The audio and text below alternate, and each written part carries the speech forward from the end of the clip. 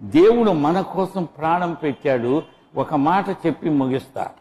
అదేంటంటే యోహాను సువార్త 3:16 ఉంది కదా, మొదటి యోహాను 3:16 కూడా దానితో జత చేయండి. లేకపోతే మొదటి యోహాను 3:16 గనక యోహాను 3:16తో నువ్వు గనక క్లబ్ చేయకపోతే అది ఫలించదు. అది ఏమనుందంటే, దేవుడు శిలువ మీద యేసు ప్రభు తన ప్రాణం పెట్టాడు గనక నీవు కూడా నీ సహోదరుని కోసము ప్రాణము పెట్టడానికి బద్ధుడిపోయి ఉన్నావని ఉంది. మనోళ్ళు అది వదిలేశారు.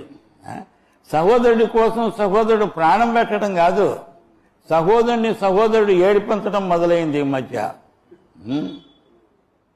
ఇక నీదే డినామినేషను, నీకు నాకు సావాసం లేదు, నీవు ఎవరివో నేనెవరినో, నీ సంఘమేదో నా సంఘమేదో, నీ డినామినేషన్ ఏదో నా డినామినేషన్ ఏదో అంటే డినామినేషన్లు తప్పనే చెప్పడం లేదు. డినామినేషనలిజం ఈజ్ సిన్. శాఖ మనస్తత్వం అది పోతేనే కానీ మన దేశమంతా ఒకటి కావాలంటే దేవుని బిడ్డలందరూ ఒకటి కావాలి.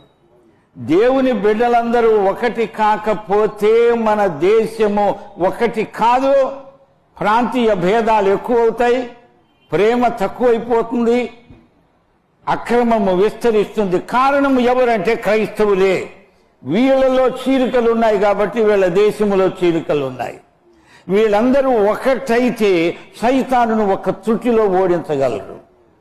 లేకపోతే సైతానే వచ్చి కూర్చుంటాడు వీళ్ళ మధ్యన. అందుచేత జాగ్రత్త.